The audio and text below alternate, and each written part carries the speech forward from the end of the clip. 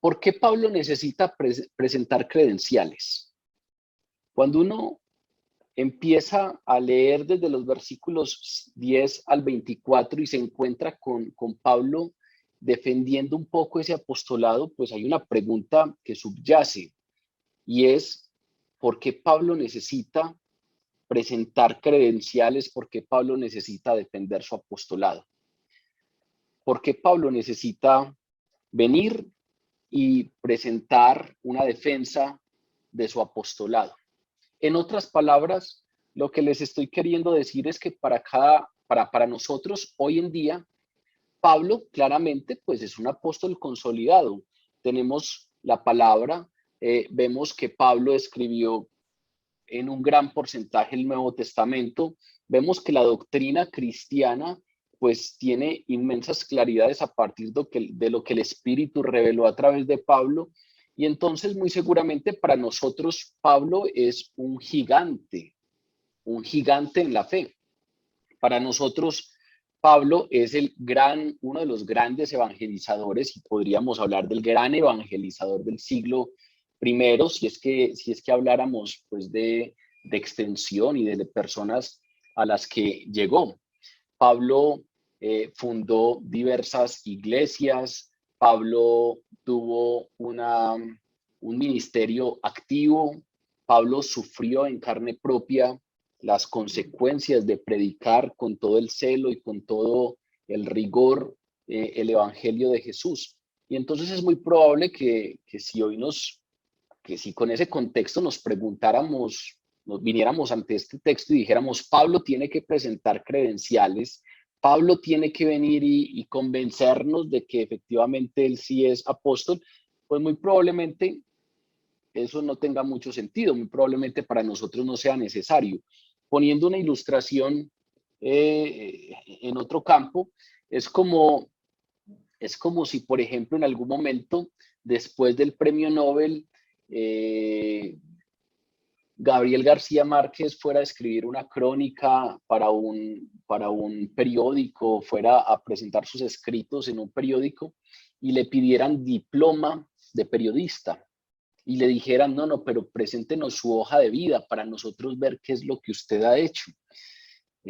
Como que no nos cabría en la cabeza porque es una persona que ya tiene una trayectoria tan consolidada y que tiene un nombre tan consolidado, pues que no tiene que ir presentando hoja de vida, no tiene que ir presentando sus antecedentes laborales, no tiene que ir presentando certificados académicos para que crean que es bueno en lo que hace o que tiene precisamente las credenciales para hacer lo que hace. Entonces, claro, como para nosotros hoy el apostolado de Pablo está totalmente consolidado, como para nosotros hoy la imagen de Pablo está totalmente consolidada, entonces es probable que este tema que vamos a comenzar hoy, de los versículos 10 al 24, pues no nos encaje tanto, no sepamos exactamente qué es lo que pasa y cuál es la necesidad de que Pablo presente esta defensa de su apostolado tal y como lo hace. Esa es la razón por la cual es necesario hacer un contexto. Y hoy vamos a contextualizar un poco ese tema para que cuando empecemos a abordar claramente estos versículos, pues entendamos por qué es necesario que Pablo o por qué fue necesario que Pablo presentara esa defensa. Recuerden que hemos venido hablando del contexto de las iglesias de Galacia. Pablo las fundó, Pablo las visitó en su primer y segundo viaje misionero. Y resulta que luego de que Pablo se va, en su segundo viaje misionero, pues ya no está allí en las iglesias, sale de allí. Con el tiempo, ya saben ustedes, vinieron unos cristianos judíos o judíos cristianos, es decir, aquellos que practicaban el judaísmo, pero que dentro de la promesa esperada en el judaísmo de un Mesías, reconocieron a Jesús como Mesías, como aquel Mesías esperado, como el Mesías que que prometieron y anunciaron los profetas del Antiguo Testamento. Y entonces, pues vinieron a las iglesias de Galacia estos judíos cristianos venidos de Jerusalén, con muy buenas credenciales, porque al parecer tenían cercanía con Santiago, que era un dirigente de la iglesia en Jerusalén. Y resulta que, como ustedes ya saben, estos judíos malinterpretaron el asunto y consideraban que la promesa del cristianismo solamente era para los judíos y que por lo tanto los que no eran judíos, como los de Galacia, que eran gentiles, primero tenían que convertirse al judaísmo, circuncidarse, practicar el judaísmo para ser entendidos como hijos de Abraham, y ahí sí podían ser alcanzados por la promesa. Hasta allí es el contexto que hemos hecho hasta ahora. Pero someramente hemos mencionado que uno de los objetivos de estos judaizantes, de estos judíos cristianos, supuestamente cristianos, uno de los objetivos de estos era desacreditar la autoridad apostólica de Pablo. ¿Por qué?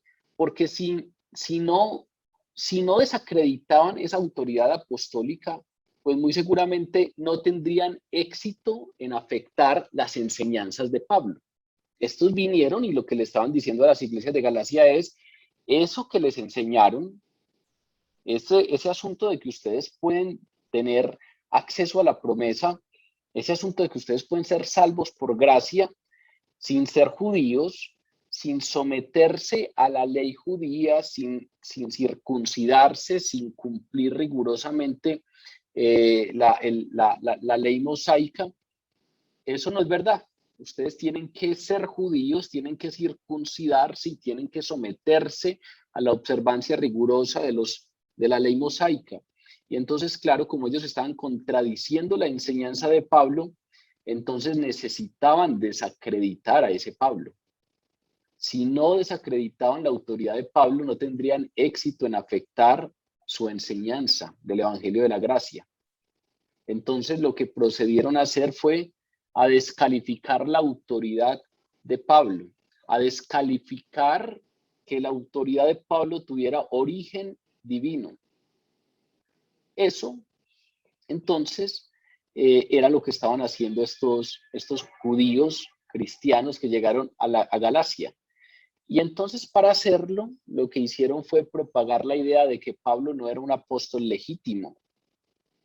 Propagaron la idea de que Pablo era apóstol designado por sí mismo. Nadie le dio ese título, sino que él mismo se lo dio y que muy seguramente se lo había dado porque su motivación era enaltecerse, era vanagloriarse, era crear su propio grupo de seguidores para crear un nombre para sí mismo.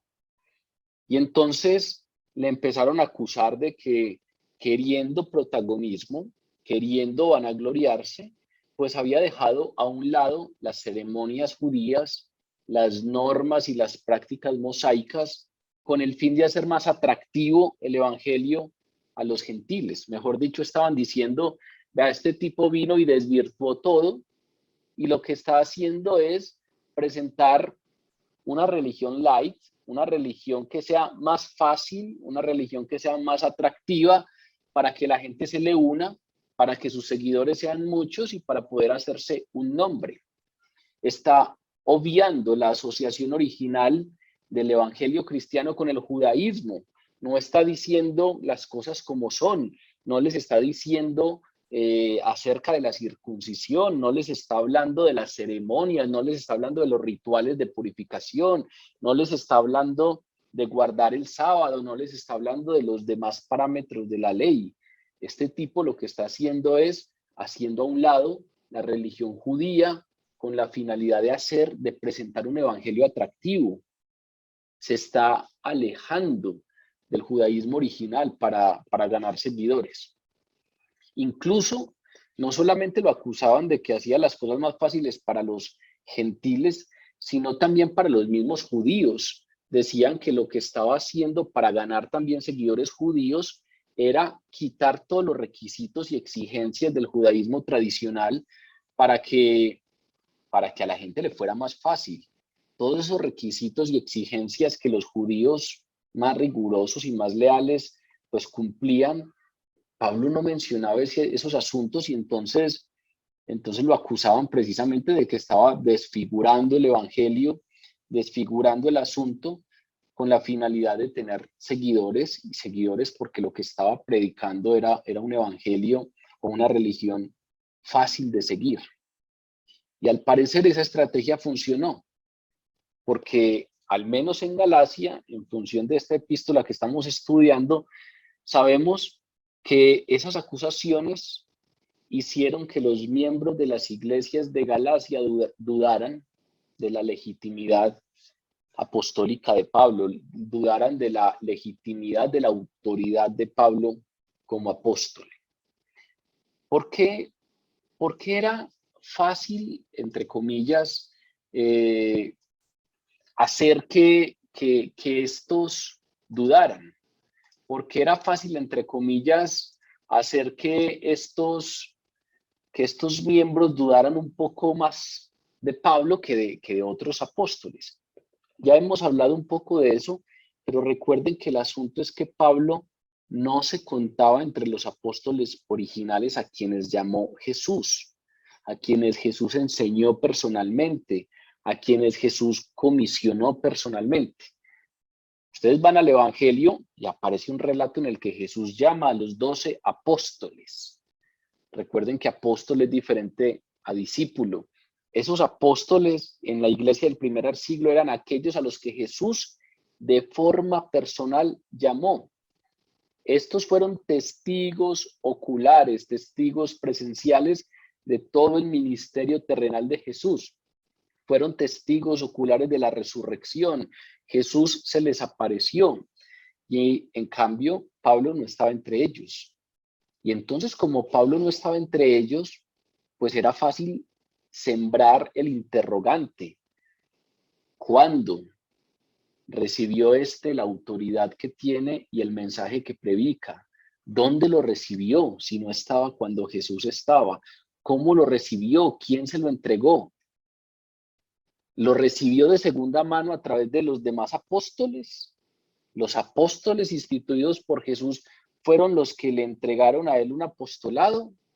¿O simplemente inventó su propia versión del evangelio? ¿Alguien le entregó esa autoridad o se atribuyó a sí mismo autoridad apostólica? ¿Qué derecho tenía? ¿De dónde sacaba Pablo el derecho? Tal vez todos se preguntaban de hablar en representación de Dios si los representantes estaban claramente establecidos y eran 12. Los apóstoles a los que llamó Jesús originalmente, que eran 11, y luego de la muerte de Judas, la traición y muerte de Judas, pues el reemplazo de Judas, que era Matías. Estos estaban claros, pero resulta que Pablo no estaba contado entre ellos. Y eso marca una diferencia, porque cuando uno revisa documentos de la iglesia primitiva, cuando uno revisa estas cartas que nos quedaron en el Nuevo Testamento, pues nos vamos a dar cuenta que no existe ninguna evidencia de que en los comienzos de la iglesia se haya dudado del apostolado de los 12. Ningún otro apóstol tuvo que defender su apostolado, como sí le tocó a Pablo. No hay ninguna evidencia de que de los 12 que fueron establecidos por Jesús, los 11 más Matías, hubiese duda alguna sobre su apostolado. Esos 11 originales más Matías en reemplazo de Judas fueron aceptados como los apóstoles, fueron aceptados como aquellos representantes de Jesús, los que sobre los cuales descansaría la doctrina de la iglesia. Esos 11 fueron adiestrados, fueron escogidos, fueron enseñados por Jesús mismo. Y ellos bajo la dirección de Jesús, bajo la dirección del Espíritu Santo, eligieron a Matías. Entonces vean que estas preguntas en ellos están claras. ¿Quién los eligió? Jesús. ¿Quién los enseñó? Jesús. ¿De dónde recibieron su autoridad? Jesús. Incluso si habláramos de Matías, ¿quién lo eligió? Los apóstoles se reunieron y con la inspiración del Espíritu Santo eligieron el reemplazo de Judas y salió Matías. Pero recuerden que cuando fueron a elegir el reemplazo de Judas, Pedro establece una condición. En el primer capítulo de Hechos está este asunto y Pedro establece la condición. Vamos a escoger entre los varones que estuvieron junto con nosotros todo el tiempo que Jesús entraba y salía entre nosotros y quien fue hecho testigo de su resurrección. Es decir, cuando fueron a elegir el sucesor de Judas, no podía ser cualquiera. Tenía que ser uno que estuvo con ellos desde el principio que Jesús estuvo con ellos.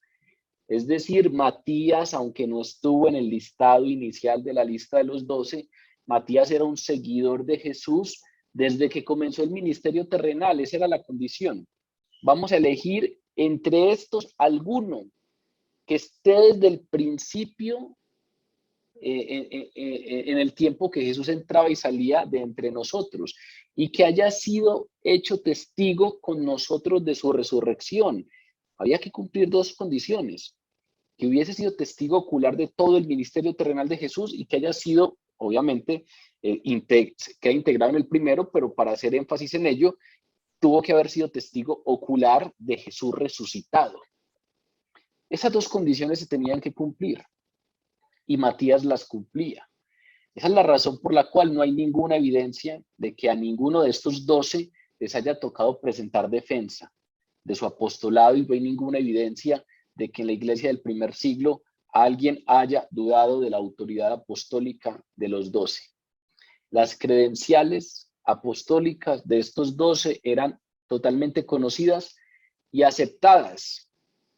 La iglesia entendía que el Espíritu Santo no solo capacitó a estos apóstoles para recordar todas las cosas que Jesús les había enseñado, sino además les reveló verdades adicionales, porque recuerden que en algún momento en el discurso de despedida de Jesús, Jesús les dice: todavía quedan muchas cosas por enseñarles, pero en este momento ustedes no las pueden sobrellevar.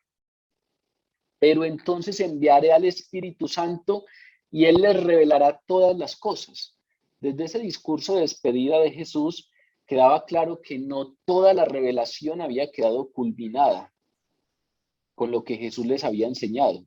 Y entonces el Espíritu Santo haría en ellos una obra doble. Primero, haría que recordaran todo lo que Jesús les enseñó durante su ministerio terrenal, pero además les revelaría verdades adicionales. Y entonces por eso la palabra de los apóstoles era entendida como revelación de Dios, como revelación de la verdad de Dios. A eso nos referimos con autoridad apostólica. Vean cosas como las que dice el segundo capítulo de Hechos. Después de Pentecostés, los creyentes perseveraban en la doctrina de los apóstoles. Vean cómo le llama la palabra. Los creyentes, ¿qué hacían? Perseverar en la doctrina de los apóstoles. ¿Por qué le llama la doctrina de los apóstoles? Pues porque la iglesia estaba fundamentada en la doctrina que era revelada a través de esos apóstoles. Recuerden que no sé si hace 8 días o hace 15 días hicimos la diferenciación entre lo que era ser apóstol de Jesús y ser apóstol de la iglesia. El apóstol de Jesús, que son estos, son aquellos a los que el Espíritu Santo les revelaba las verdades, les hacía recordar lo que Jesús les había enseñado y les revelaba verdades adicionales, y estos fundaban la doctrina de la iglesia con base en esas verdades. El apóstol de la iglesia, como se le llama a Silas, a Timoteo o a Bernabé, que no están en estos obviamente, ellos no tenían revelaciones nuevas que integraban a la iglesia, sino que un apóstol de la iglesia, en vez de traer revelaciones nuevas, lo que hacía era anunciar la doctrina ya establecida en la iglesia. Cuando hablamos de que los creyentes perseveraban en la doctrina de los apóstoles, es porque precisamente era esa autoridad apostólica la que les permitía establecer las bases doctrinales de la iglesia. Por eso se le llama la doctrina de los apóstoles. Y por eso nosotros, por ejemplo, cuando recitamos nuestro credo, que es la doctrina de fe. Le llamamos el credo de los apóstoles. El credo que nosotros recitamos, algunos en su momento de conversión, otros en la Eucaristía, ese credo que recitamos le llamamos credo de los apóstoles, porque es la base de la doctrina apostólica, la doctrina en que se cimentó la iglesia por lo que el Espíritu Santo reveló a través de los apóstoles. Por eso hablamos de una iglesia apostólica, porque la doctrina era la doctrina de los apóstoles. Porque la iglesia del primer siglo y la iglesia de ahí hacia adelante reconoció y reconoce que estos apóstoles fueron investidos por designación divina para predicar y para ministrar en lugar de Cristo, y por lo tanto su doctrina, la doctrina que ellos revelaron o compartieron en función de sus revelaciones, es entendida como verdad de Dios porque fueron investidos por designación divina. Pablo no está entre estos. Para que tengan una idea general, Pablo todavía no era creyente y menos apóstol cuando Jesús hizo esas promesas a los 12. Cuando Jesús estaba en su discurso de despedida y les decía a los 12, vea, el Espíritu Santo vendrá y les recordará todas las palabras que les he dicho. Cuando Jesús está reunido con los 12 y les dice, hay muchas cosas todavía que falta por enseñarles, pero al momento no las pueden sobrellevar. Cuando Jesús le hace esas promesas a los 12, Pablo no era creyente, Pablo no era cristiano y mucho menos era apóstol. Y entonces ahí ya hay un quiebre grande. Cuando la iglesia naciente, cuando esta iglesia del primer siglo inicial en Jerusalén se sometió a la instrucción y a la guía de los apóstoles, pues Pablo no estaba. Cuando en Jerusalén la gente vio que un grupo de seguidores de Jesús hablaban lenguas, cada uno los escuchaba hablar en su lengua de origen, claramente ahí no estaba Pablo. Pablo se convirtió varios años después. De hecho, cuando comienza la iglesia, recuerden que Pablo era un enemigo recio, un enemigo mortal de la recién nacida iglesia. Y entonces por eso es que no resultó tan difícil para los judaizantes sembrar dudas sobre la autoridad de Pablo en la mente de los creyentes de Galacia, incluso en la mente de los creyentes de otras iglesias. Esa es la razón por la que a Pablo sí le toca dar defensa de su apostolado. Esa es la razón por la que a Pablo sí le toca presentar credenciales, porque el apostolado de Pablo fue una excepción. Pablo mismo lo dice, yo soy el más pequeño de los apóstoles, yo fui elegido como un abortivo en el último momento. Entonces sí hay una diferencia entre Pablo y los demás. Pablo no fue testigo ocular durante el ministerio terrenal. Pablo no fue testigo ocular de las apariciones de Jesús antes de su ascensión al cielo. Pablo no estuvo allí cuando se dio la promesa de que el Espíritu Santo recordaría y enseñaría cosas nuevas. Pablo no estuvo allí cuando vino el Espíritu Santo en Pentecostés. Todo eso pasó, claro, le pasó a Pablo, pero le pasó después. Y entonces Pablo, pues luego fue instituido como apóstol. Pablo aquí nos cuenta cómo pasó eso.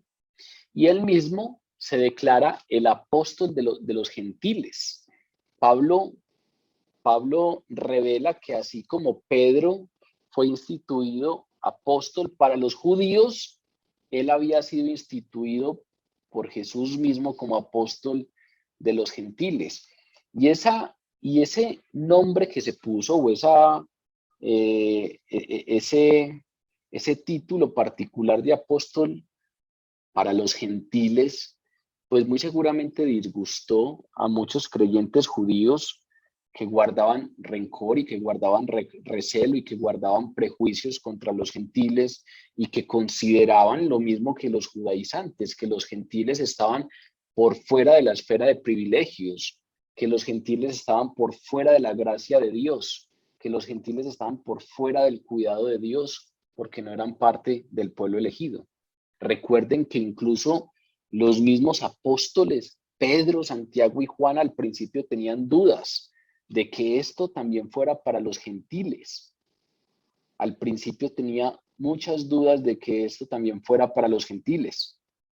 Y recuerden que para que el apostolado de Pablo pudiera calar en ese grupo de apóstoles, pues Pedro directamente tuvo que vivir algo particular. Pedro, recuerden que fue invitado a la casa de Cornelio, que no era judío, y ahí en la casa de Cornelio se reunieron un montón de personas que no eran judías, eran gentiles, y ese día Pedro tuvo una visión, y en esa visión, pues Dios le reveló que no debía llamar impuro a lo que él había elegido o a lo que él había purificado, y ese día entonces Pedro predicó en casa de Cornelio y el Espíritu Santo vino, dice Hechos de los Apóstoles, sobre ellos. Y solamente a partir de ese momento Pedro entendió que efectivamente eso que estaba diciendo Pablo era verdad, que el evangelio era también para los gentiles. Entonces vean que hay un asunto contextual que es importante. Pedro no tiene que presentar defensa de su apostolado, Santiago no tiene que hacerlo, Juan no tiene que hacerlo, Matías no tiene que hacerlo, Mateo no tiene que hacerlo, Pablo sí, porque Pablo tiene un llamado al apostolado muy diferente. Y fuera de eso, Pablo no es levantado como apóstol para los judíos, sino para los gentiles. Pablo fue levantado varios años después de que se había ya establecido la iglesia, varios años después de la venida de Pentecostés. Durante esos primeros años, Pablo era un perseguidor de la iglesia. Durante esos primeros años, los mismos apóstoles consideraban que el cristianismo era para los judíos. Entonces, cuando se levanta alguien y dice, yo soy un apóstol que he sido llamado por Jesús para los gentiles, las cosas no cuadran tan bien. Hechos de los Apóstoles nos habla bastante de eso. El primer concilio de la iglesia, que es el concilio de Jerusalén, que es la venida de Pablo con algunos de sus ayudantes a Jerusalén para tratar algunos asuntos allí con los líderes de la iglesia de Jerusalén, toca temas como estos, toca esos asuntos que apenas estaban clarificando frente a que los gentiles también hacían parte de la promesa. Entonces, vean pues que hay un contexto muy interesante que nos va a permitir entender un poco mejor por qué Pablo tiene que presentar defensa. Y no solamente presenta defensa de su apostolado en esta ocasión o en esta epístola. Hay varias ocasiones en las que a Pablo le toca presentar defensa de su apostolado. Si ustedes leen el primer capítulo de Romanos, el primer capítulo de la primera carta a los Corintios, el primer capítulo de la segunda carta a los Corintios, el primer capítulo de la primera carta a Timoteo, se van a encontrar a Pablo haciendo defensa de su apostolado. Y eso nos indica que su apostolado era cuestionado con mucha frecuencia. Por eso les ponía el ejemplo de las credenciales de García Márquez, porque a nosotros hoy nos dicen que el apostolado de Pablo era cuestionado y no nos encaja la idea, porque para nosotros es un gigante en la fe, porque para nosotros es un apóstol totalmente consolidado, para nosotros es parte fundamental del establecimiento doctrinal de nuestra iglesia. Para nosotros es claramente un instrumento utilizado por Dios para establecer las bases doctrinales de la iglesia cristiana. Hay que ir entonces a ese contexto de lo que pasaba en ese primer siglo y entender que con frecuencia era cuestionada la autoridad apostólica de Pablo porque era diferente en todos los términos mencionados a el apostolado de los 12, los 11 iniciales más Matías.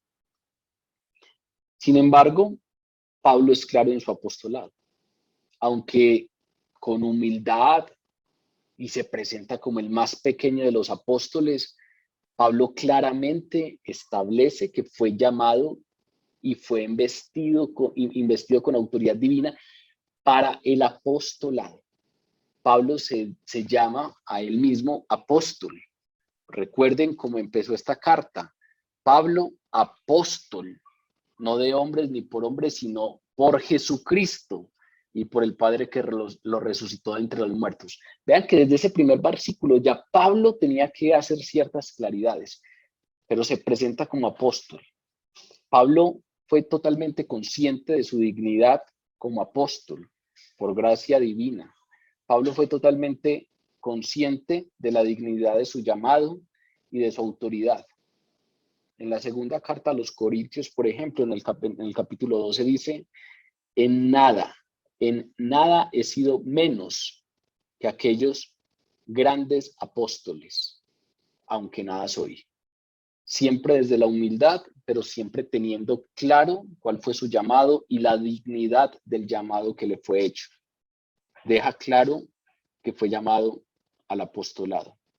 Esa es la razón por la que muy seguramente debió sentirse herido, debió sentirse defraudado al enterarse de que los creyentes de estas iglesias del sur de la provincia de Galacia habían sido persuadidos y confundidos por falsos maestros venidos de Jerusalén y que se habían dejado confundir y estaban poniendo en duda su autoridad, sabiendo que él mismo les había predicado, él mismo había estado con ellos, él mismo había dado las enseñanzas con las que se establecieron las iglesias. Entonces, muy seguramente debió sentirse frustrado y herido al enterarse pues que estos, a través de la confusión que se estaba sembrando allí en las iglesias de Galacia, estaban poniendo en duda su autoridad e incluso el evangelio que él predicaba.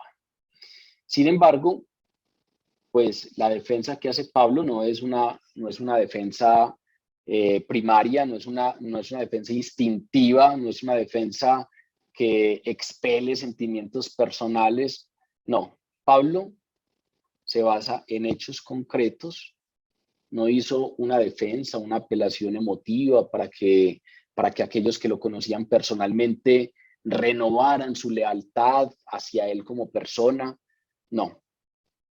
La defensa que nos encontramos de Pablo en esta epístola es una defensa que presenta evidencias claras que contradicen todas las acusaciones que fueron presentadas en su contra, y lo hace de una manera objetiva, concreta, directa.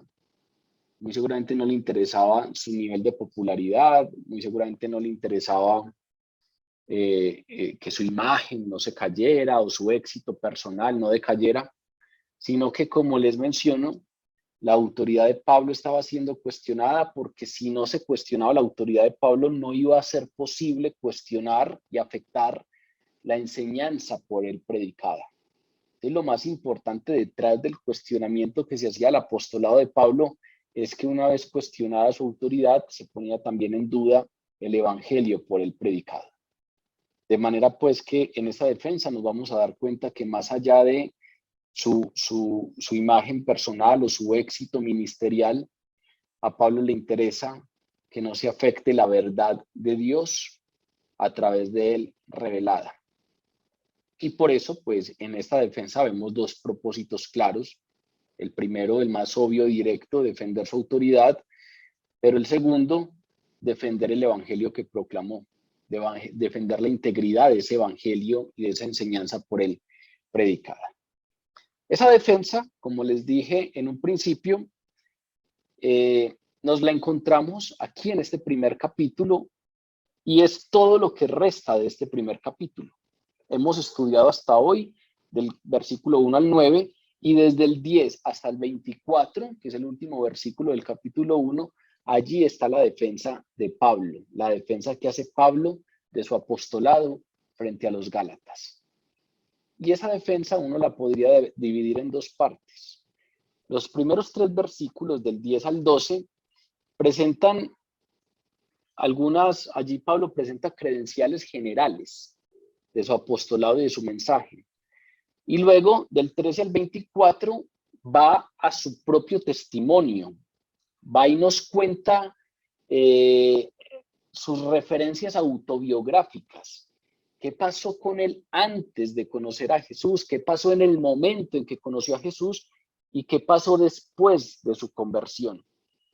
Y en función de ese relato autobiográfico, presenta otras credenciales apostólicas. Con la finalidad, pues, de poder hoy emplear cierto tiempo en esto que hemos hecho, en ese contexto que fue amplio, pero que era necesario para que entendamos lo que viene. Entonces quise dividir esta defensa de Pablo en dos. Hoy solamente vamos a abordar del capítulo 10 al 12. La idea era que hoy entonces pudiéramos explayarnos un poco en el contexto, que todos tuviéramos claro la razón por la que Pablo tiene que presentar defensa de su apostolado y abordáramos entonces los versículos 10, 11 y 12. Dentro de 8 días continuaremos con la última parte de este capítulo 1, con la segunda parte de esa defensa del apostolado que hace Pablo, más desde el enfoque de ese relato autobiográfico. Entonces, ya teniendo claro el contexto, voy a leer esos 3 primeros versículos que abordaremos hoy para que los conversemos en detalle.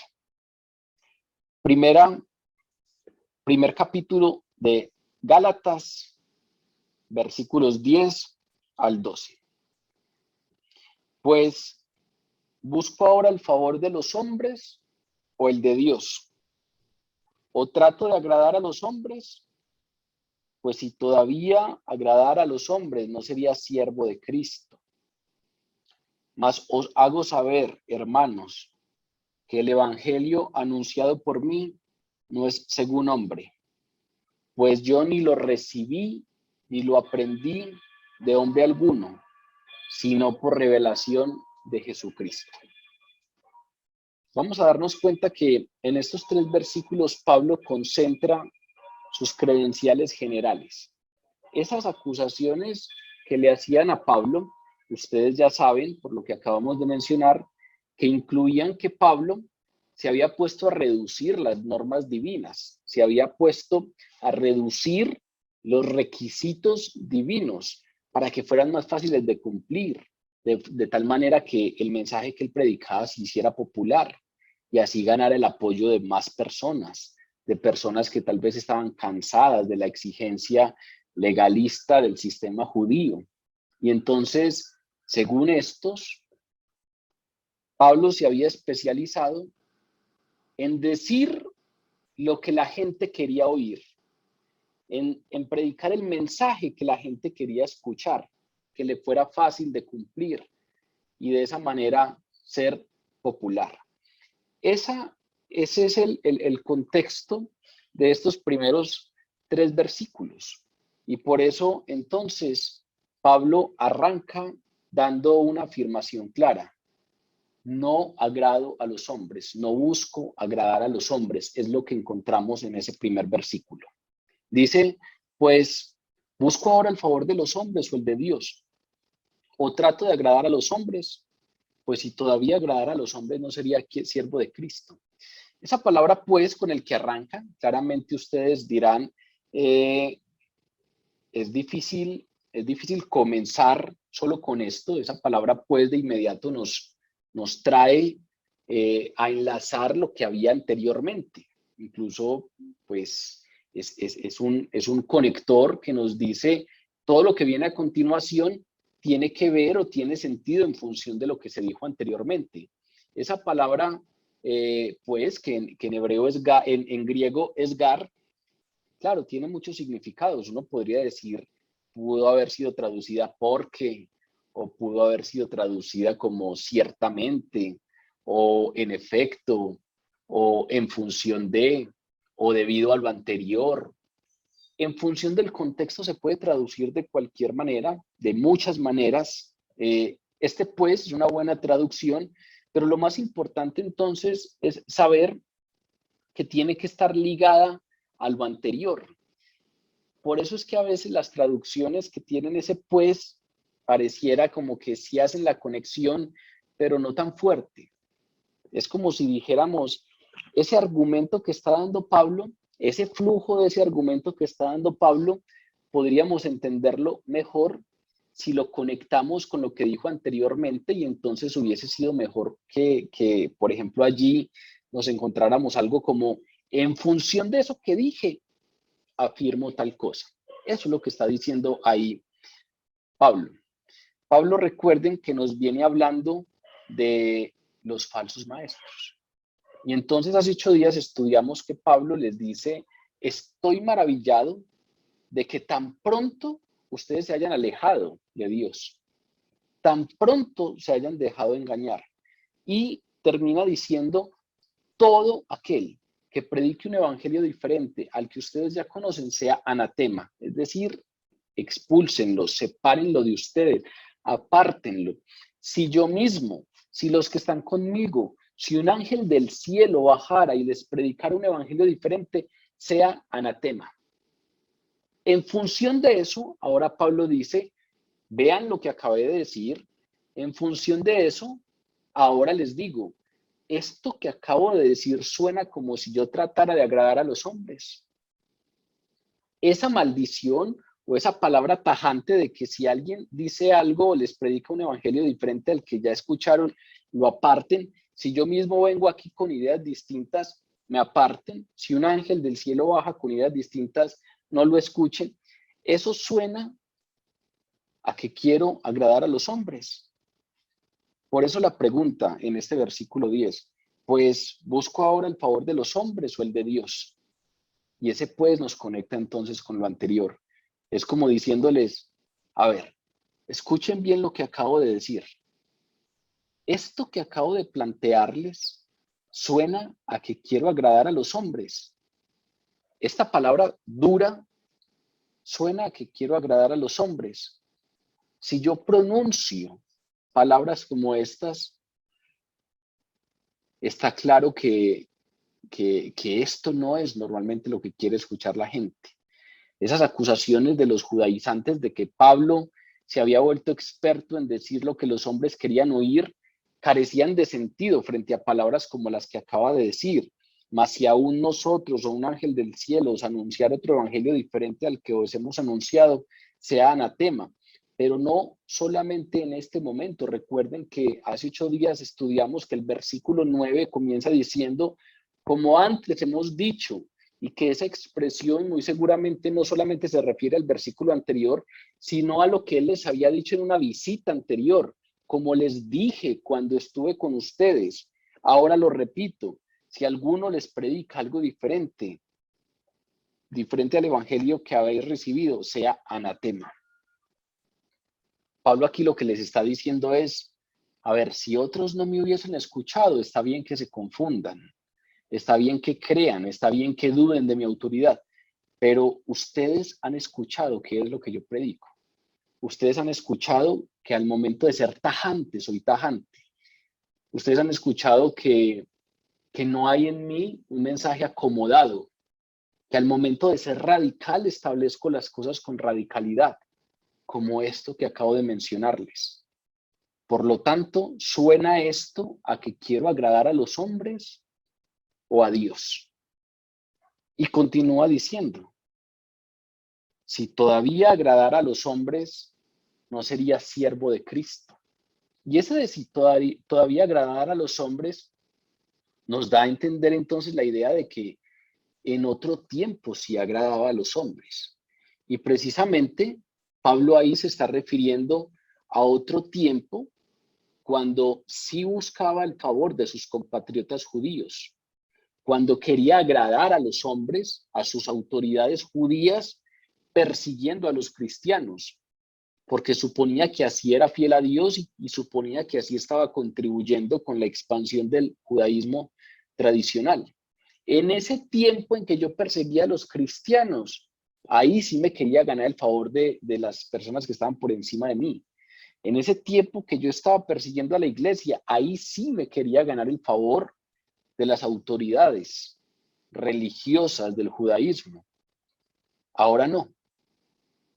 A la luz de lo que enseñaba y a la luz de la manera como vivía después de su conversión, la idea de que todavía quería agradar a los hombres era absurda.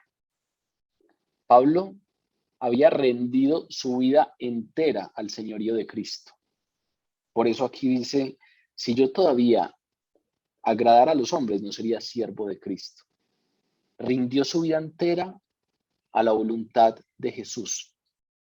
Y esa rendición de su voluntad ante Jesús le había costado un alto precio en términos humanos. Estuvo en la cárcel varias veces, en la misma Galacia. Recuerden que los judíos lo golpearon tanto que dejaron de golpearle solo porque creyeron que ya estaba muerto. En otras ocasiones para salvar su vida, tuvo que ser descargado por el muro de la ciudad en una canasta.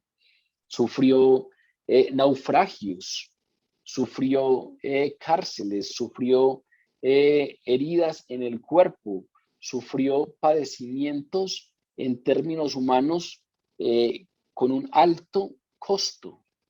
Y eso fue producto de rendir su vida entera al señorío de Jesús. En esta misma epístola, cuando estemos llegando al final, nos vamos a encontrar un Pablo que le recuerda a los Gálatas: yo traigo en mi cuerpo las marcas del Señor Jesús. Capítulo 6, versículo 17 de Gálatas. Yo traigo en mi cuerpo las marcas del Señor Jesús. Es decir, tengo cicatrices de lo que he padecido por ser fiel a Jesús. Es como diciéndoles, vean las marcas que tengo de la rendición de mi voluntad a Jesús. Y algunas de esas marcas las recibí en Galacia. Algunas de esas marcas las recibí precisamente predicándose el evangelio a ustedes. Sufrió a manos de personas que no les agradaba lo que él predicaba. Y sufrir esas palizas y sufrir todos estos golpes, prisiones, naufragios, poner en riesgo su vida, estar a puertas de la muerte, tener que ir a un tribunal para defenderse, era un hecho frecuente en su vida. Si uno lee Hechos de los Apóstoles, es frecuente esto que le toca vivir a Pablo, precisamente porque por el apostolado al que fue llamado, era poco aceptado en algunas ocasiones por los gentiles, pero era también poco aceptado por los judíos e incluso algunos cristianos que no conocían que esa revelación y esa promesa también era para los gentiles. Al principio se oponían a él, etc. Por esas razones, constantemente la vida de Pablo estuvo en peligro. Y ese fue el precio que pagó por honrar a Dios. Todo eso es lo que les está diciendo aquí cuando les dice: si yo todavía agradara a los hombres, no sería siervo de Cristo. Es todo lo contrario. Antes, sí busqué agradar a los hombres, pero desde que conocí a Cristo, mi vida ha sido todo lo contrario. A la mayoría de hombres no les agrado. Y por eso es que pongo en riesgo mi vida constantemente para predicar el evangelio. Por naturaleza, por un asunto de lógica básica, los que buscan agradar a los hombres no suelen ser mártires. Pablo murió martirizado y estuvo a puertas de la muerte en muchas otras ocasiones. Normalmente los que buscan ganarse el favor de los hombres no son martirizados. Precisamente aquellos que buscan fines diferentes a costa de perder el favor de los hombres son aquellos que son martirizados. El querer agradar a la gente tiene características totalmente contrarias al martirio. Deseo de no ser ridiculizado, deseo de escapar de los problemas. Esas son las principales características de quienes quieren agradar a los hombres. No generar contradicción, no generar ningún tipo de problema, no generar ningún tipo de riesgo para la vida, no ser ridiculizado por lo que pienso o por lo que creo. Esas son características usuales de aquellos que quieren agradar a los hombres. Por eso es que agradar a los hombres no trae como consecuencia la persecución que Pablo soportó. Recuerden lo que Jesús les dice a los discípulos, a los apóstoles en el discurso de despedida, que lo estudiamos hace unas semanas terminando el Evangelio de Juan. Si ustedes fueran del mundo, el mundo los amaría, porque el mundo ama lo suyo. Si ustedes fueran del mundo, no serían martirizados. Si ustedes fueran del mundo, pues no recibirían la persecución que van a recibir. Ese agradar a los hombres es incompatible con ser siervo de Jesús, porque precisamente la manera como define a sus seguidores Jesús es aquellos que no son del mundo, aquellos que no buscan agradar a los hombres, que no buscan agradar al sistema mundo. Por eso Pablo lo dice claramente: si todavía agradara a los hombres, no sería siervo de Cristo, porque agradar a los hombres es incompatible con el ser siervo de Cristo. El propósito de Pablo no era agradar a los hombres. Aquí lo que Pablo está buscando es dar claridades doctrinales al respecto del Evangelio de la gracia, dar claridades doctrinales al respecto de que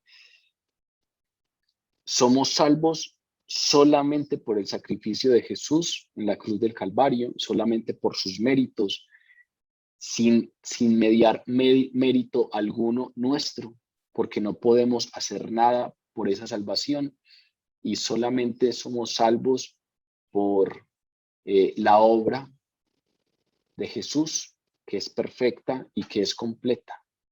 Y entonces aquí Pablo lo que está haciendo es dar claridades doctrinales frente a quienes estaban obligando a estos cristianos a circuncidarse, estaba denunciando a quienes intentaban disminuir la obra salvadora de Jesús, queriendo complementarla con una doctrina de justicia por obras.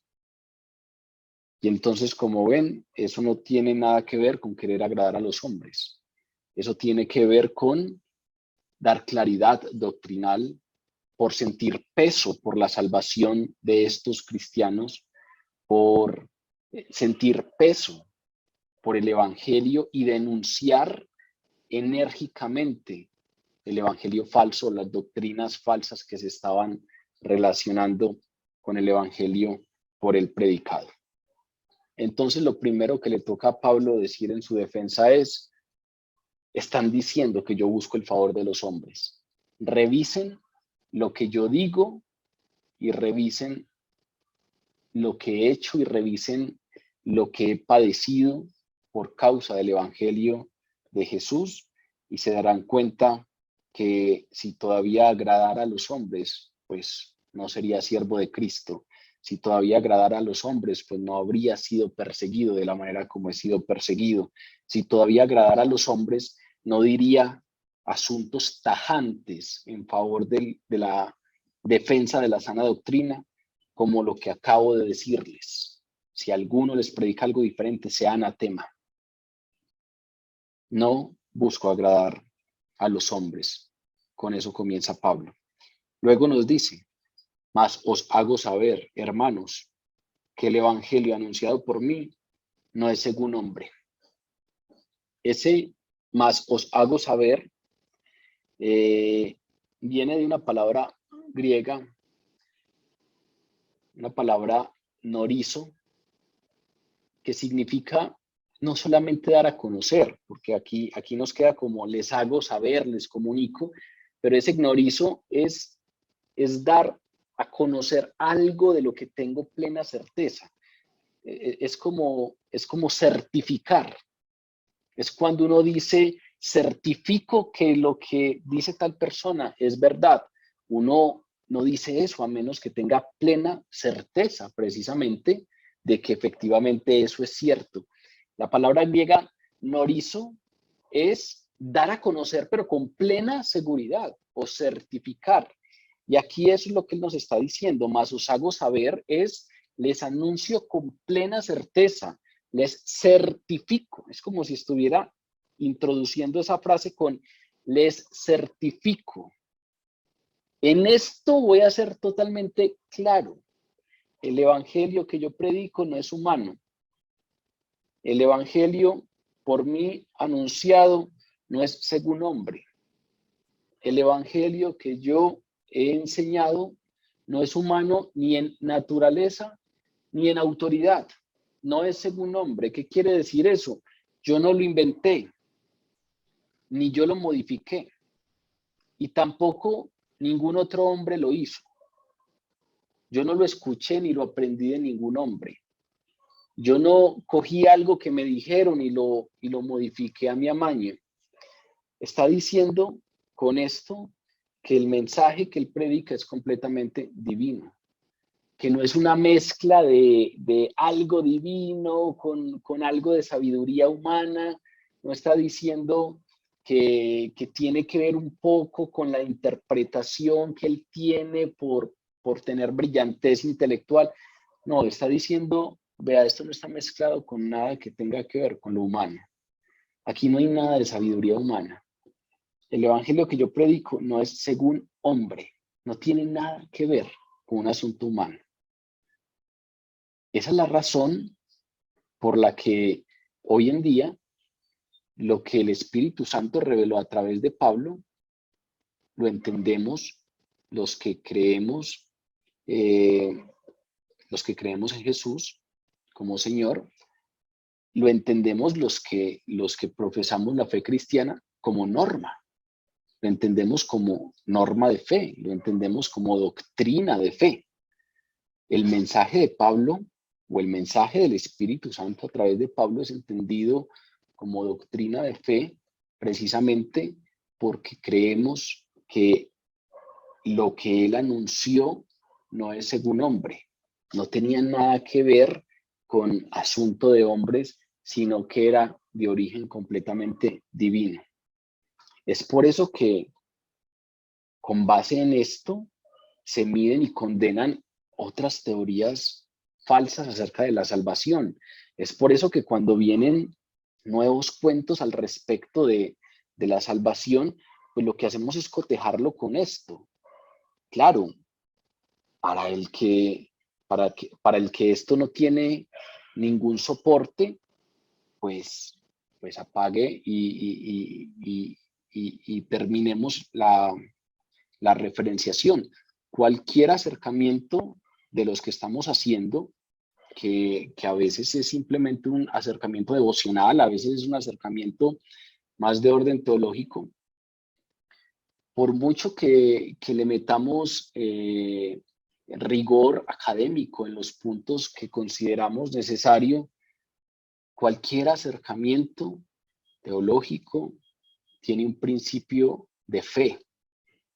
Parte de la idea de que Dios existe, parte de la idea de que Dios se ha revelado a través de los profetas, a través de su Hijo y a través de los apóstoles, y parte de la idea de que eso que él reveló a través de diferentes instrumentos quedó consignado y que ha llegado a nosotros por voluntad de Dios. Y entonces, en función de eso, es que bajo ese principio de fe, nosotros tomamos eso que nos fue revelado como norma, como referente contra lo que contrastamos otras doctrinas, otras teorías humanas, otras creencias que vienen y obviamente pues las contrastamos porque tenemos un principio doctrinal.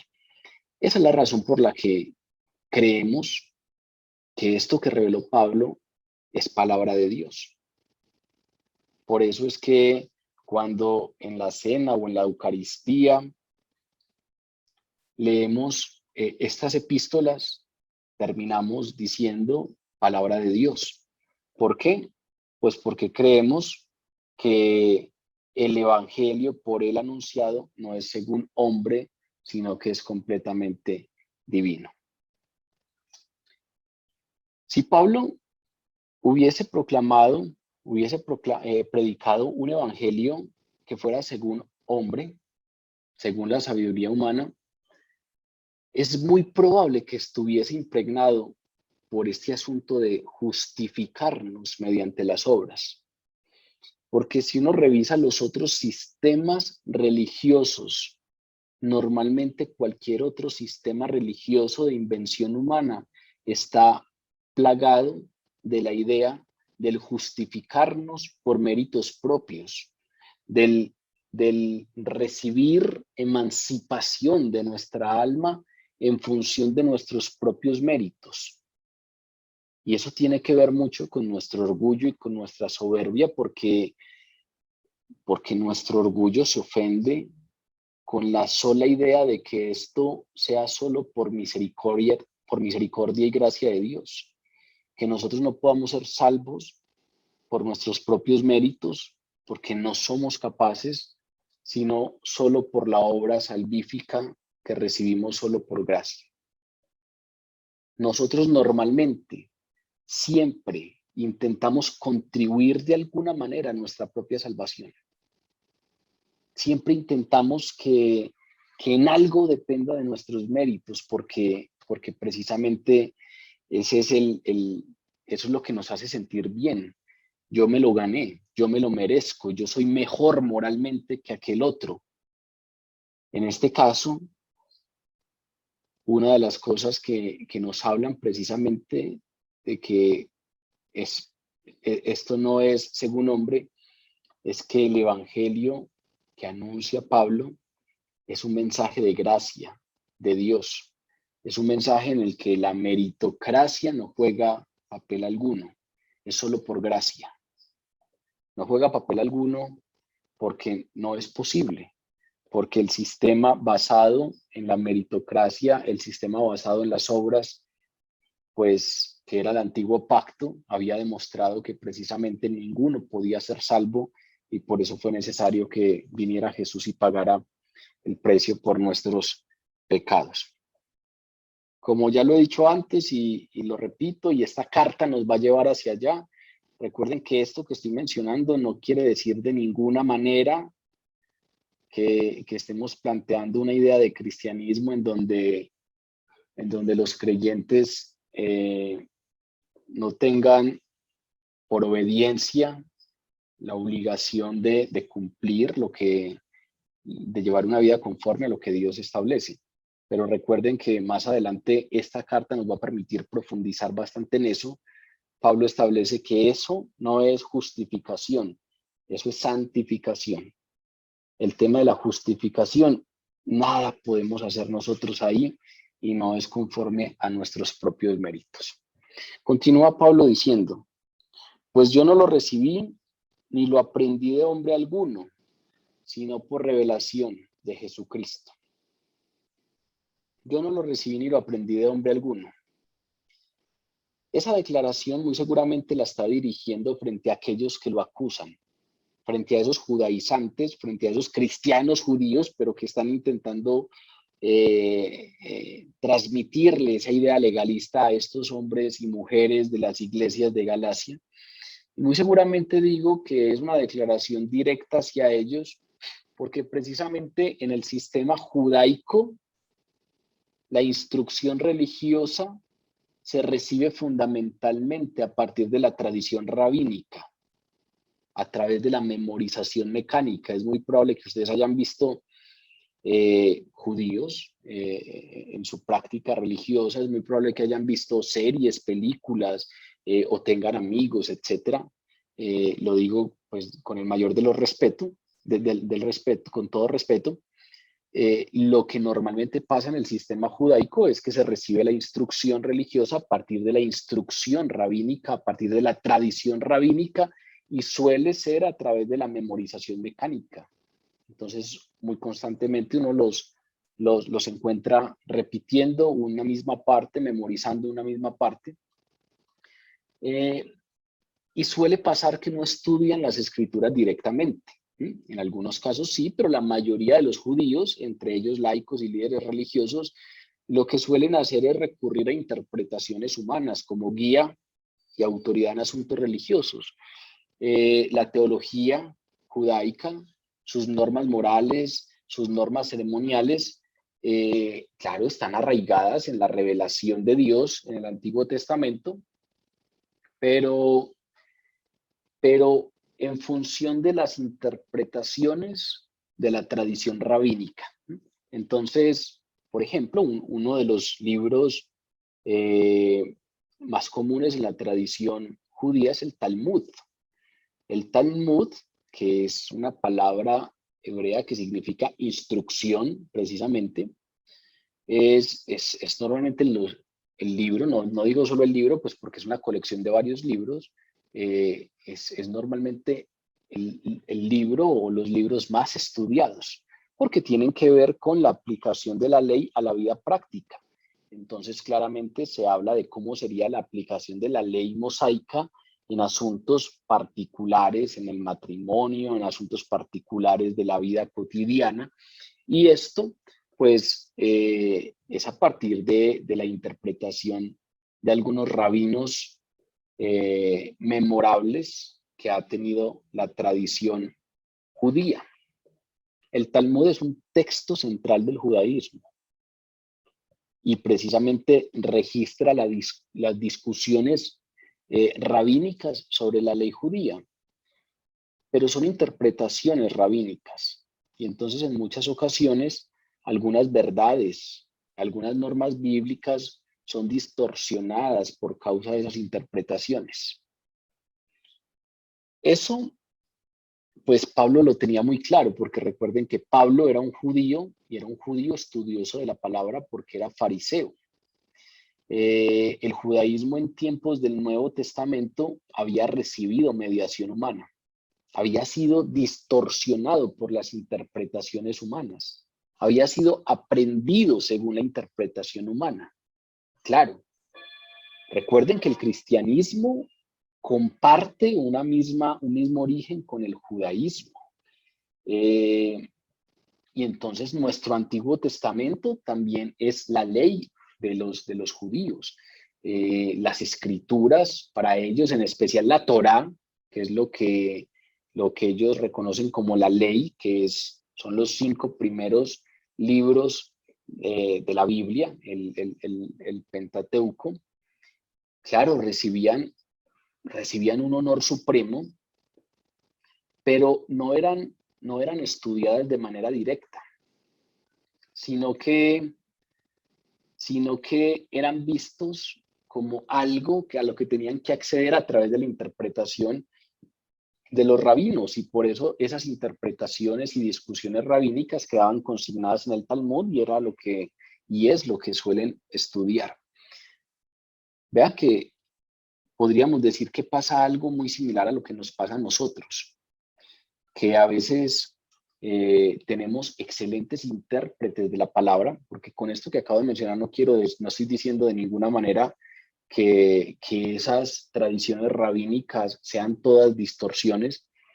Nosotros también tenemos padres de la iglesia y tenemos grandes predicadores y grandes autores, escritores de libros que tienen grandísimas enseñanzas que darnos a partir de interpretaciones de la palabra, pero en algunas ocasiones nos concentramos más en esas interpretaciones de terceros y hacemos de la palabra de la Biblia directamente una especie de reliquia que reverenciamos, claro, le guardamos todo el respeto, pero es una especie de reliquia religiosa que merece nuestra reverencia, pero reverencia superficial, más no un estudio y una obediencia seria.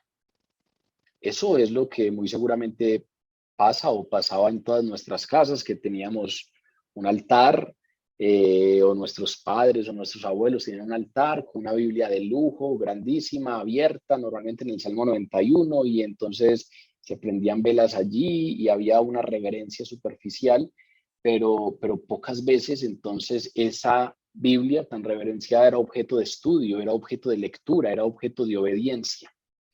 De manera pues que con lo que menciono de la tradición judía, pues también parte de eso cae sobre nuestra tradición cristiana. Pero vuelvo al punto de que en el Nuevo Testamento, en el tiempo del Nuevo Testamento, sí, las tradiciones rabínicas y las interpretaciones humanas habían impregnado esa instrucción, esa enseñanza del judaísmo. Y entonces, gran parte de lo que para ellos era norma, gran parte de lo que para ellos era su sistema religioso, era invención humana. Por ejemplo, lo que pasaba con el tema del día sábado, todas esas normas que habían con el cumplimiento del día sábado, todos esos parámetros de no poder caminar un pasito más porque ya incumplo el día sábado, no poder hacer tal movimiento porque con eso incumplo el día sábado.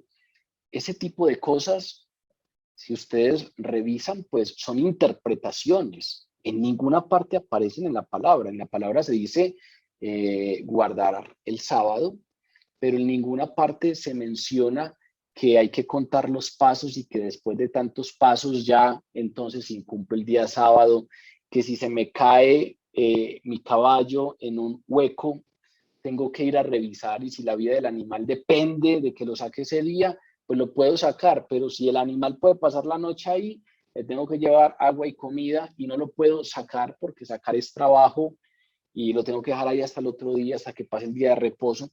Ese tipo de cosas, pues son interpretación humana.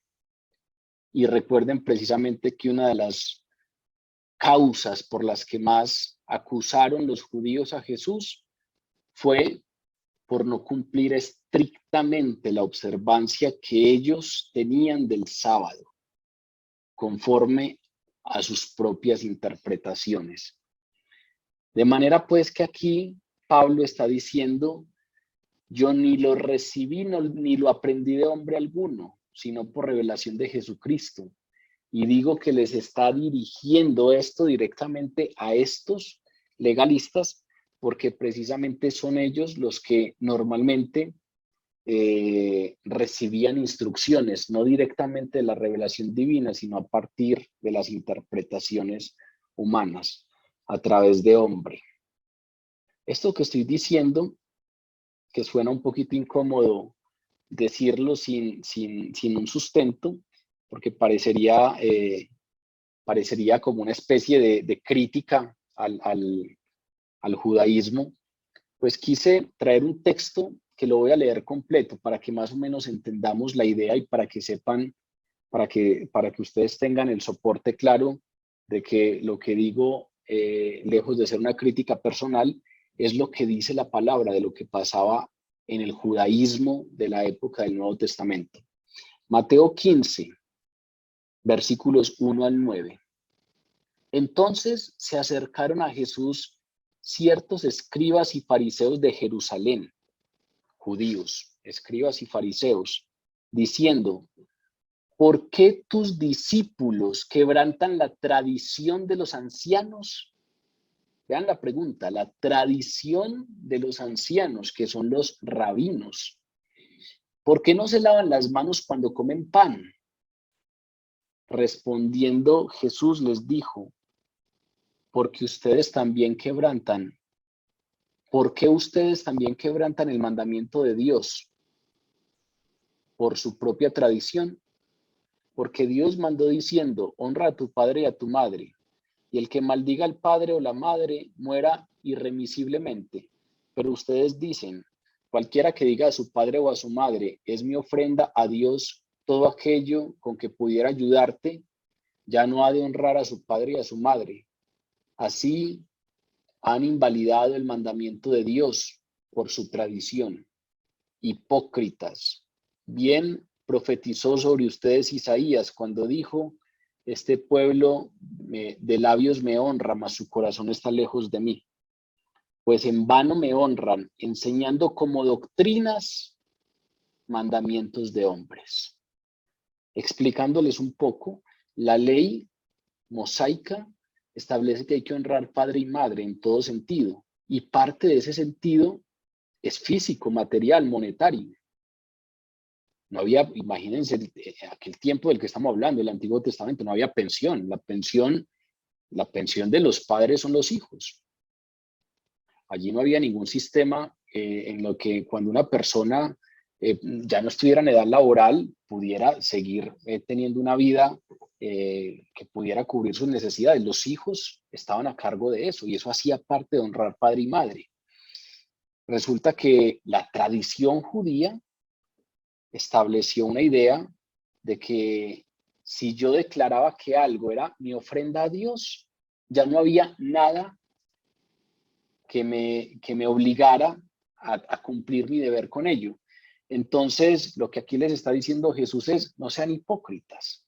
Ustedes tienen cierto dinero y por quedar bien dicen, esta es mi ofrenda a Dios, y van y la llevan al templo y según su sistema están haciendo bien porque por declarar que es ofrenda a Dios, no tienen que darla a los padres. Miren lo que dice, es mi ofrenda a Dios todo aquello con que pudiera ayudarte. Así le decían a los padres. Y con eso invalidaron el mandamiento de Dios por su tradición. Jesús aquí entonces está diciendo claramente, ustedes están enseñando como doctrinas mandamientos de hombres. Ustedes están yéndose a unas interpretaciones de la ley tales que eso de ninguna manera es de Dios. Eso nadie lo ha dicho. Ese no ha sido el propósito de Dios. Son mandamientos de hombres. Ustedes con sus interpretaciones y con su tradición rabínica le han metido a esto cosas que no tienen nada que ver. De manera pues que Pablo, conociendo esto claramente, les dice directamente a estos judíos legalistas, yo no recibí, les dice a los gálatas en función de lo que decían estos legalistas, yo esto que digo, que anuncio, no lo recibí ni lo aprendí por hombre alguno. La predicación de Pablo no tenía base humana. En cambio, las enseñanzas judías, en su mayoría, en términos del cumplimiento de esos parámetros de la ley, en su mayoría eran instrucciones a partir de tradiciones humanas, mandamientos de hombres que se habían hecho doctrinas. Yo no lo aprendí, ni lo recibí de hombre alguno. Esa palabra ni es interesante porque es una palabra que dice algo como ni siquiera yo lo aprendí por hombre alguno. La palabra griega oude, que aquí se traduce como ni, es una exageración, es ni siquiera yo que tuve tantas y tan buenas oportunidades de ser enseñado por hombre. Fui enseñado así en el evangelio que anuncio. Recuerden que Pablo fue instruido por Gamaliel. Él como judío, muy seguramente de una familia adinerada, fue instruido a los pies del maestro, del rabino más famoso de la época, Gamaliel. Entonces está diciendo algo como, ni siquiera yo, que fui tan instruido por hombres, ni siquiera yo que recibí tanta instrucción de hombres, ni siquiera yo que tuve tan buenas oportunidades para ser enseñado por hombres, fui enseñado por hombre alguno en el evangelio que anuncio. Esto que yo les anuncio no tiene nada que ver con Gamaliel, no tiene nada que ver con los rabinos, no, esto lo recibí directamente de Jesús. Pablo, que había recibido una alta educación, un alto nivel de educación en las escuelas rabínicas, que vivió como fariseo, ni siquiera él relaciona esto que predica con todo eso. Cuando conoció a Jesús, descartó todas las nociones que fueran ajenas a las escrituras, descartó todo lo que él había aprendido en ese sistema religioso de fabricación humana y se quedó solo con lo que le fue revelado por Jesús. Es como si dijera, ningún otro judío tiene más razones que yo para jactarse de lo que ha aprendido de hombres. Pero como él mismo lo dice en la carta a los Filipenses, todo lo que he logrado en la carne antes de recibir a Cristo, lo tengo por basura. Todo lo que creyó y todo lo que predicó tras su conversión no lo aprendió por hombre alguno. No fue inventado por hombres, no fue enseñado a Pablo a través de hombres, no fue transmitido a Pablo por ningún ser humano, sino por revelación de Jesucristo, dice tajantemente. El evangelio que predica Pablo le había sido dado por Dios directamente, por revelación de Jesucristo. Esa palabra revelación es la palabra tal vez conocida por todos nosotros, la palabra griega apocalipsis, apocalipsis, que es como se llama el último libro de la palabra, que traduce revelación. Pero esa palabra trae un sentido muy lindo, que es la acción de correr una cortina. Como cuando algo está escondido detrás de una cortina y se corre una cortina y queda revelado, queda expuesto. O como cuando algo está cubierto con una manta y uno lo descubre, un descubrimiento, como si algo estuviera tapado y lo descubrimos. Eso es lo que quiere decir la palabra apocalipsis, revelación. Significa correr el velo que cubre algo que ha sido hasta ese momento mantenido en secreto. ¿Y quién es el objeto mismo de ese acto de revelación? Jesús. Jesús es el que es revelado a través de ese correr el velo. Eso no significa que Pablo, no tuviera cierto conocimiento previo acerca de Jesús. Pablo conocía acerca de Jesús y conocía acerca de la obra de Jesús. Por eso es que había decidido perseguir a los cristianos. Tenía conocimiento de que los cristianos creían que él era el Hijo de Dios. Sabía que los cristianos creían que él era el Mesías prometido. Sabían que los cristianos decían que se levantó de entre los muertos y ascendió al cielo. Sabía que Jesús había dejado atrás tradiciones rabínicas, que no había respetado el sábado, que sus discípulos no se lavaban las manos antes de comer el pan, que no estaba tan preocupado por las leyes ceremoniales rabínicas. Muy seguramente todo eso lo sabía. Y muy probablemente antes de su conversión, Pablo habría podido enunciar muchas de las enseñanzas centrales del Evangelio. Muy seguramente él sabía en qué se basaba ese sistema que él perseguía, llamado cristianismo, pero no creía en esas verdades. Y como no creía en que eso que se decía fuera verdadero, pues él no había captado el significado y la importancia espiritual de lo que aquellos anunciaban. Solo después de ese encuentro personal que tuvo con Jesús camino a Damasco, él llegó a conocer a Jesús como Salvador. Jesús le fue revelado, le fue descubierto y recibió la verdad sobrenatural del Evangelio por medio de la revelación divina. En algunas de sus cartas, Pablo habla de esto como quien habla de su propia experiencia. Por ejemplo, en la segunda carta a los Corintios, en el capítulo 3, dice que solo cuando nosotros nos volvemos a Jesús es quitado el velo de ignorancia y de lejanía de Dios, de tal modo que la verdad que recibimos también puede ser entendida. Vean que hay un asunto muy interesante aquí porque Pablo está diciendo, cuidado que ustedes pueden recibir verdades, pero solamente cuando nos volvemos al Señor, esas verdades que hemos recibido pueden ser entendidas plenamente y pueden cobrar sentido para nosotros. En el caso de Pablo, los detalles de esa verdad del Evangelio cobraron sentido por revelación directa de Dios. directamente de Jesús había recibido esa revelación. Y cuidado que una cosa es afirmar que se ha recibido revelación directa de Dios y otro asunto es dar evidencia de ello. Pablo no se contentó con hacer la afirmación, ni esperó que todos sus lectores, los lectores de la epístola, le creyeran con base solo en esas afirmaciones personales.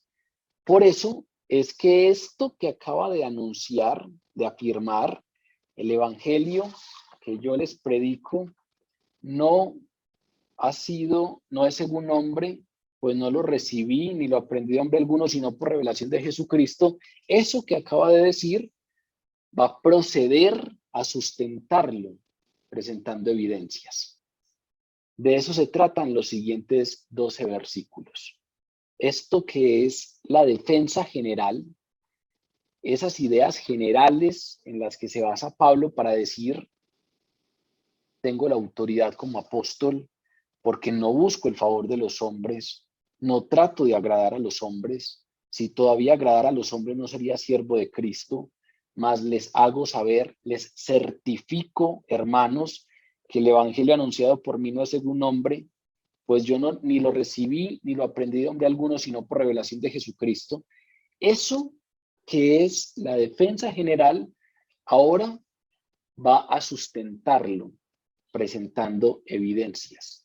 Esas evidencias las presenta en los 12 siguientes versículos. Presenta evidencias de cómo le llegó esa revelación divina. Presenta evidencias de por qué él tiene credenciales apostólicas y eso lo presentará a través de una narración autobiográfica. Nos va a contar qué pasó en su vida, exactamente cuándo recibió esa revelación divina, y eso es lo que podríamos denominar las credenciales autobiográficas del apostolado de Pablo. Esos 12 versículos son los que vamos a estudiar dentro de 8 días para complementar esta defensa del apostolado que hace Pablo ante las iglesias de Galacia. Vamos a orar.